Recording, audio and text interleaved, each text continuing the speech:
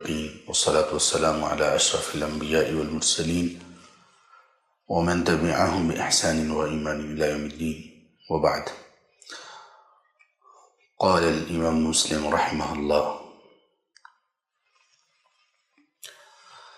حدثنا يحيى بن يحيى قال أخبرنا عمر بن علي بن مقدم عن سفيان بن حسين قال سألني إياس بن معاوية فقال. امام مسلم رحمہ اللہ اپنی سند سے بیان کرتے ہیں سفیان ابن حسین سے، انہوں نے کہا کہ مجھ سے ایاس بن معاویہ نے پوچھا اور کہا انی اراک قد کلفت بعلم القرآن، میں آپ کو دیکھتا ہوں کہ آپ میں قرآن کا ایک والہانہ شوق ہے۔ کلفتہ اس کا معنی ہوتا ہے کسی چیز میں قلبی میلان کا ہونا انتہائی زیادہ، اور ایسا میلان جس میں مشقت بھی ہو، یعنی کوئی چیز جس کی طرف دل بہت زیادہ مائل ہو لیکن اس کو حاصل کرنے میں مشقت بھی ہو۔ تو یہ قرآن کے ساتھ یہ جو آپ کا ایک قلبی میلان اور بہت پختہ اور شدت کے باوجود بھی ہے، تو فقرأ علیہ سورہ، تو آپ ایسا کیجئے کوئی سورت مجھ پر تلاوت کیجئے۔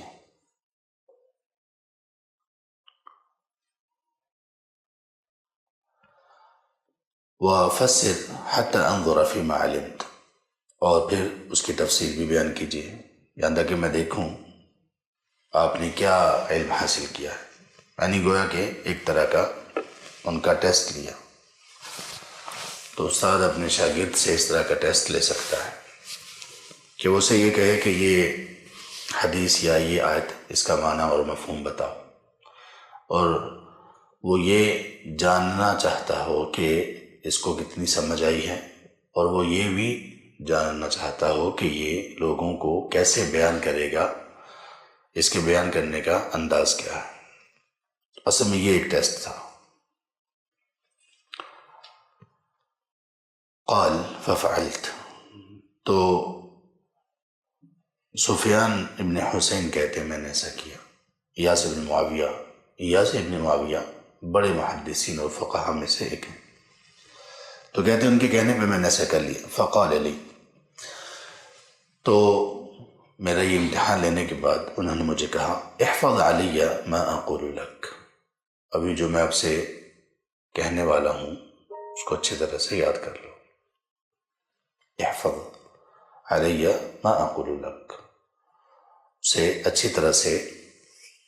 یاد کر لو جو میں تمہیں کہنے لگا۔ ایاک والشناعۃ فی الحدیث، دیکھو تم حدیث کے بیان کرنے میں ان احادیث سے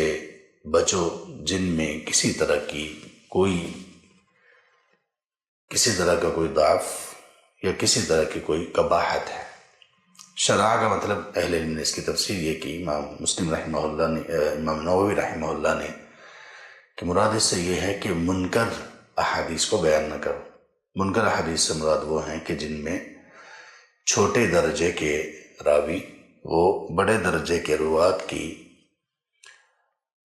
مخالفت کریں، اور ایسے راوی جن کا حافظہ بھی کمزور ہے وہ ان راویوں کی جن کا حافظہ مضبوط ہے، زیادہ ثقہ راوی ہیں،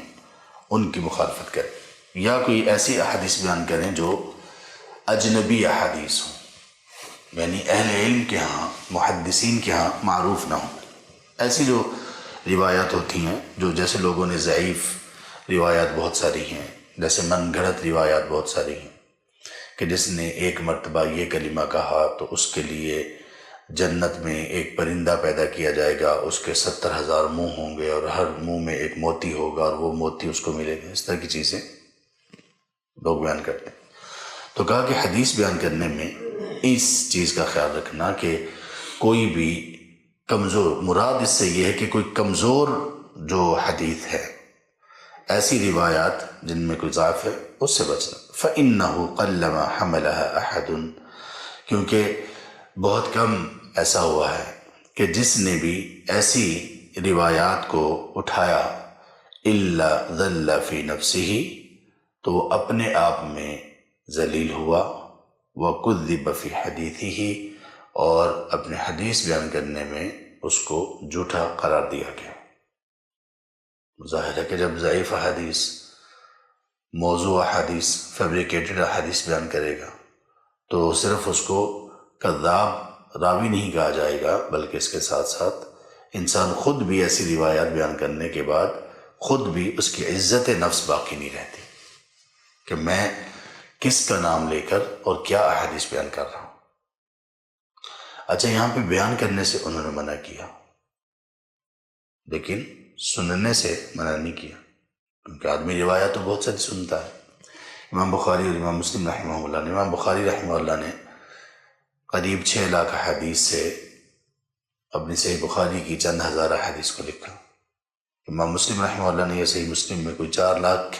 کے قریب حدیث سے ان چند ہزار حدیث کو لکھا، تو ان میں بہت ساری ایسی روایات بھی تھیں جو ضعیف تھیں۔ تو سننے کا مسئلہ نہیں ہے، سننے میں تو آئیں گی، لیکن ہر سنی ہوئی بات کو بیان نہیں کیا جا سکتا، اور ہر سنی ہوئی بات کو بیان نہ کرنے کے پیچھے جو حکمتیں ہیں وہ ہم نے مختلف پڑھ لیں۔ ایک تو یہ کہ اس کی تحقیق نہیں ہے، دوسرے نمبر پر یہ کہ اگر تحقیق ہو گئی تو پھر تحقیق کے بعد کسی کمزور روایت کو بیان کرنا اور موضوع فیبریکیٹڈ روایت کو بیان کرنا، اس کے الگ نقصانات ہیں، اور خاص طور پر جب ضعیف حدیث کو بیان کیا جائے اور اس کا ضعف اور اس کی ویکنس لوگوں کے سامنے ذکر نہ کی جائے، یہ ٹھیک نہیں۔ اور کچھ صحیح احادیث کو بھی بیان کرنا، کچھ آیات کو بھی بیان کرنا، ان کی تفسیر کو بیان کرنا ایسے لوگوں کے سامنے جن کی عقلیں اس کے متحمل نہیں ہو سکتی، یہ بھی اس میں شامل ہے۔ اس کی دلیل کیا ہے؟ اس کی دلیل اس باب کی آخری حدیث، آخری روایت ہے، اور یہ روایت ہے امام ابن شہاب زہری رحمہ اللہ سے، امام مسلم اپنی سند سے بیان کرتے ہیں۔ یہ ابن شہاب زہری وہی ہیں، یہ وہی ہیں، چند دن پہلے شاید آپ لوگوں کی نظر سے بھی یہ چیز گزری ہو، اللہ نہ کرے کہ گزری ہو، لیکن اگر گزری ہو تو اس کی وضاحت ضروری ہے۔ جناب غامدی صاحب نے کہا کہ جو پہلی وحی والا قصہ ہے کہ غار حرا میں نازل ہوئی، یہ سارا من گھڑت قصہ ہے اور اس کی کوئی اثر نہیں، اس لیے کہ اس روایت کی بنیاد امام ابن شہاب زہری پر ہے، اور وہ کوئی اتنے مضبوط راوی نہیں ہے۔ ایک یعنی جو انہوں نے اس صحیح بخاری کی حدیث کو، جس میں پہلی وحی کا واقعہ ہے، اس کو بالکل سرے سے ہی کہا کہ یہ کئی سو سال بعد صوفیوں کی کچھ روایات اور صوفیوں کی کچھ چیزیں اور ان کے اعتقادات تھے، تو یہ روایت ان کے اعتقادات کا ایک مظہر ہے اور ان کو پریزنٹ کرنے والی ہے۔ تو اس کو جو رد کیا انہوں نے، تو اس میں سے جو پوائنٹ سامنے رکھے ان میں سے ایک یہ بھی ہے کہ ابن شہاب جو ہے نا، اس میں ان کی روایت پر یہ واقعہ بیان کیا جاتا ہے۔ کر تو دیا، ان کی میں باتیں سن رہا تھا تو ان کا بس نہیں چل رہا تھا کہ کیسے اس کو پختہ، اس بات کو کیسے کیا جائے۔ ساتھ وہ یہ بھی کہہ رہے کہ امام بخاری نے اس کو جو بیان کر دیا تو اس کے بعد پھر لوگوں نے زیادہ اس کو لے لیا، اس لیے کہ امام بخاری کا جو ایک مقام و مرتبہ ہے، امام بخاری کی ایک تحقیق ہے۔ لیکن اس کے بعد پھر انہوں نے وہ بات کی کہ خود ہی ان باتوں کو ذکر کر کے اپنی بات کو نہ صرف یہ کہ کمزور بھی کیا، بلکہ حیرانگی ہوئی کہ اتنی جسارت اور اتنی حماقت اور علمی میدان میں اس قدر کمزور تحقیق تو سرے سے ہے ہی نہیں، تحقیق سرے سے ہے ہی نہیں۔ انشاءاللہ اس کے اوپر کچھ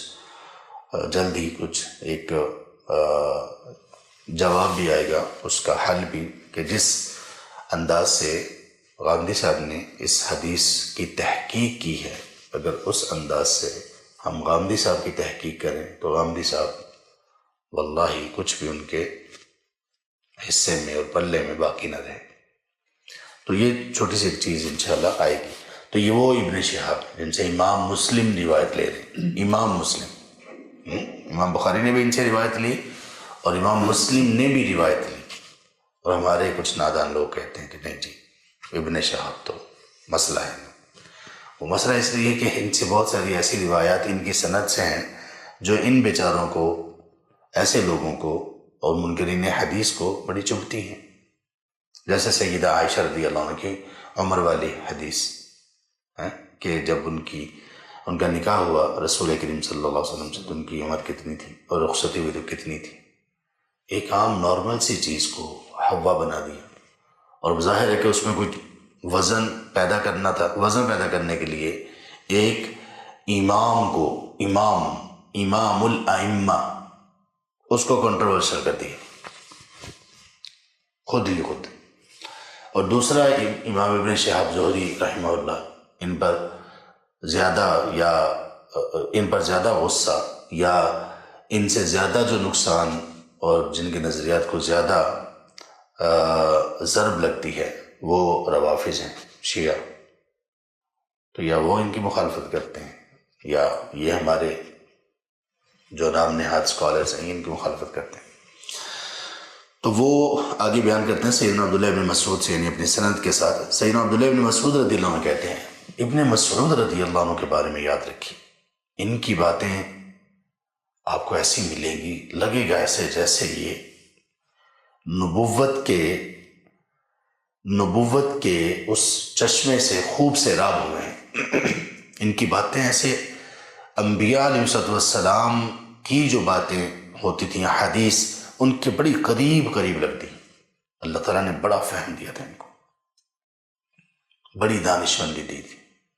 دور اندیشی بڑی دی تھی. آپ دیکھیں کیا کہتے ہیں، ما انت بمحدث قوما حدیثا، کہ آپ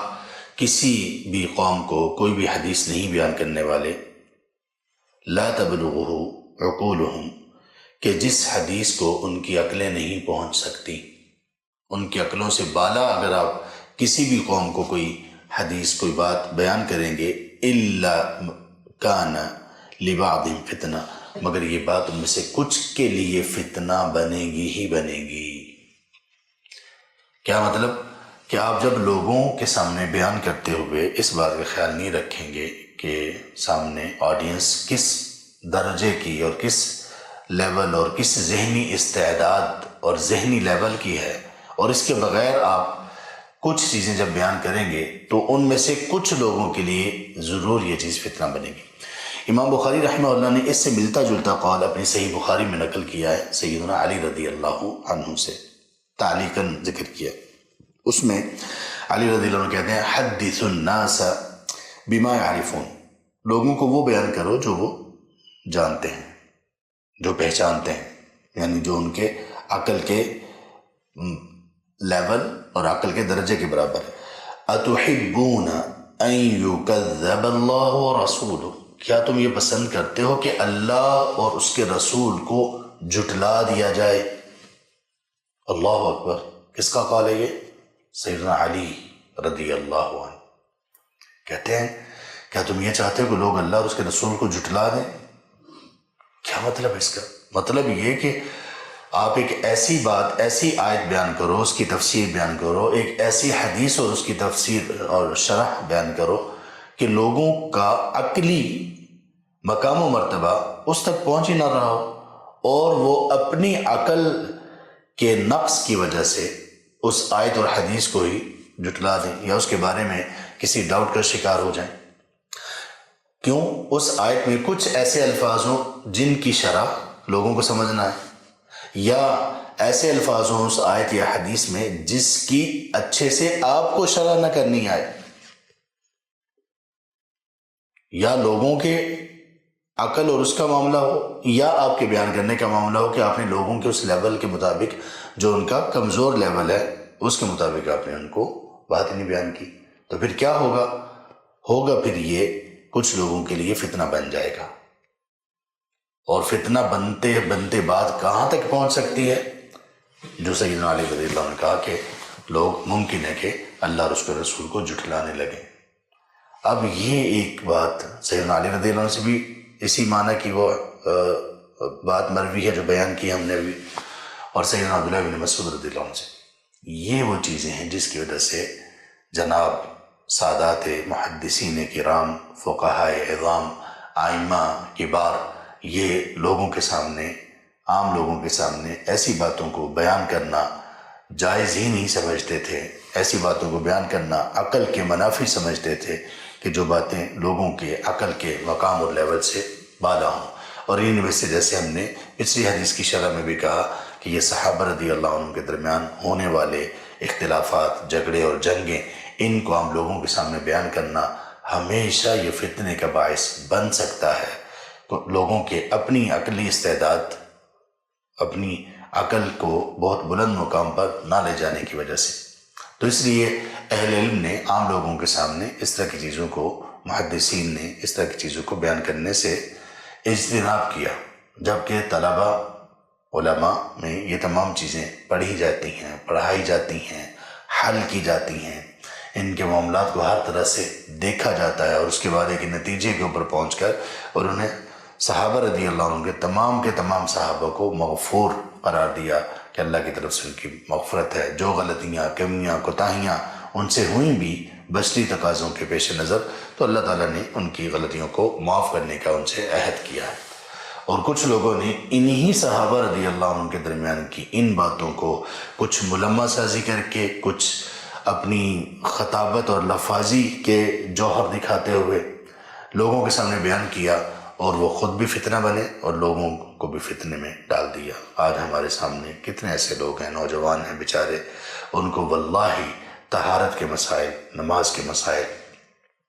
عقیدے کے مسائل کا نہیں پتہ، اور وہ زبان درازیاں کر رہے ہیں سیدنا معاویہ رضی اللہ عنہ کے بارے میں، اور سیدہ عائشہ رضی اللہ عنہا اور ان کے لشکر کے بارے میں، اور عجیب و غریب لمبی زبانیں ہیں، بدتمیز زبانیں ہیں، بد تہذیبی ہے، اور بے عقلی کی انتہا ہے۔ تو یہ وہ چیز ہے جو سبحان اللہ بیان کی گئی۔ تو محدثین کی تربیت کا یہ انداز ہے۔ دیکھیں امام مسلم رحمہ اللہ ابتدا ہے، کتاب کی ابتدا ہے، 14ویں روایت ہے، 14 نمبر روایت ہے، اور کس کے تحت یہ بیان کر رہے ہیں کہ ہر سنی سنائی چیز کو آگے نہیں بیان کیا جا سکتا، اس کی پھر کچھ توجیحات ہیں۔ ہر سنی ہوئی چیز کو آگے کیوں نہیں بیان کیا جا سکتا؟ وہ چیز اٹ سیلف کمزور ہو سکتی ہے، وہ چیز مضبوط ہو سکتی ہے، لیکن لوگوں کا ذہنی معیار وہ کمزور ہو سکتا ہے، یا ان کے عقل کے مراتب ہیں، ان کو بیان کرنے کی ترتیب ہونی چاہیے کہ پہلے یہ، پھر یہ، پھر یہ، پھر یہ بیان کیا جائے۔ تو دین یہ سکھاتا ہے، دین کا علم انسان کو انتہائی عقل و دانش سکھاتا ہے۔ خاص طور پر اس میں جو محدثین ہیں، جنہوں نے اللہ کے رسول صلی اللہ علیہ وآلہ وسلم کی احادیث کو بیان کیا، ان کو لیا، سمجھا، ان کی چھان پھٹک کی، اور اس کے بعد بیان کیا، آپ ان کے اقوال، افعال اور اعمال اور ان کی اپنی پریکٹس، اس کو ہمیشہ سے لوگوں میں بہت عظیم پائیں گے، محدثین کو، حدیث کے ساتھ منسلک لوگوں کو۔ باقی لوگ جو حدیث سے اتنے منسلک نہیں تھے، شروع سے یہی آ رہا ہے، وہ فقہ کے ساتھ زیادہ مشغول ہو گئے، وہ منطق کے ساتھ زیادہ مشغول ہو گئے، وہ دیگر احکامات کے ساتھ زیادہ مشغول ہو گئے۔ آپ عمل، تقوی، للہیت، ذہانت کے اس درجے پر ان کو نہیں پائیں گے، اس درجے پر آپ اس مقدس جماعت کو پائیں گے جو محدثین کی جماعت ہے۔ ان کی تربیت بڑی اعلیٰ پائیں گے، آج تک اعلیٰ تربیت ان کی پائیں گے۔ ایک ہمارے بھائی ہیں، وہ ایک شخص کے بارے میں بڑا ان سے متاثر تھے، اس اعتبار سے کہ وہ قرآن کریم کو بیان کرنے والے، قرآن کریم کے خاص طور پہ جو لغوی تفسیر ہے اس میں ان کو ایک مہارت واقعی اللہ تعالیٰ نے نصیب کر رکھی ہے۔ تو ان کو میں یہ کہا کرتا تھا کہ جب آپ اہل علم سے، وہ لوگ جن کے پاس حدیث کا بھی علم ہے، ان کی تفسیر اور مجلس کو اختیار کریں گے تو آپ کو واضح طور پر فرق ہوگا۔ پھر انہوں نے، اللہ تعالیٰ نے یہ موقع ان کے لیے میسر کیا، انہوں نے یہ پا لیا کہ یہ جو صاحب تھے جو قرآن کریم کی لغوی تفسیر میں مہارت رکھتے تھے، ان کے کچھ ایونٹس انہوں نے اٹینڈ کیے، اور اس میں ہوا یہ کہ عصر کی نماز لوگوں نے مغرب کے مغرب سے چند منٹ پہلے پڑھی، چند منٹ پہلے، 20-25 منٹ پہلے، اس طرح کس میں مصروف رہے؟ اس کی قرآن کی تفسیر میں۔ اور پھر انہوں نے ایک وہ مجلس اٹینڈ کی جس میں ہمارے پاکستان کے الحمدللہ چند بڑے حدیث کے علماء میں سے ایک عالم موجود تھے، تو انہوں نے جمعے کے دن مغرب سے پہلے وہ ایونٹ چلتے چلتے کو کہا کہ اگر اس کو موقوف کر دیا جائے، اور یہ گھڑی بڑی مبارک گھڑی ہے جمعے کے دن عصر سے مغرب تک، اس میں اگر کچھ دعا کر لی جائے، کچھ اذکار کر لیے جائیں، مغرب کی تیاری کر لی جائے تو کتنا اچھا ہو۔ تو انہوں نے وہ مجلس جو ابھی مزید چلنی تھی اس کو یہ کہہ کے بند کروا دیا اور لوگوں کو اس طرف متوجہ کیا کہ تھوڑا سا اس سنت پر بھی عمل ہو جائے۔ تو انہوں نے کہا کہ شیخ آپ ٹھیک کہتے تھے، بہت فرق ہے، اگرچہ باتیں ایک کی بڑی گہری قرآن کی خاصوں پہ لغت کے بارے میں سب کچھ ہے، لیکن عمل اور وہ جو رسول کریم صلی اللہ علیہ وسلم کا اسوہ، آپ کی سنت کی پیروی، یہ واقعی ان اہل علم میں واقعی اور ان کی مجالس میں وہ ایک دینی تربیت، ایک علم کا وہ نور، ایمان کی وہ لذت ہے، یقیناً وہ دوسرے لوگوں میں نہیں ہے۔ اللہ ہمیں ایسے ہی لوگوں میں شامل کر دیں جو اللہ اور اس کے رسول صلی اللہ علیہ وسلم کی اطاعت و فرما برداری اور آپ کی عملی زندگی میں آگے بڑھنے والے اور اسی کے مطابق اپنی زندگی گزارنے والے ہیں۔ سبحانک اللہم و بحمدک، اشہد ان لا الہ الا انت، استغفرک و اتوب الیک۔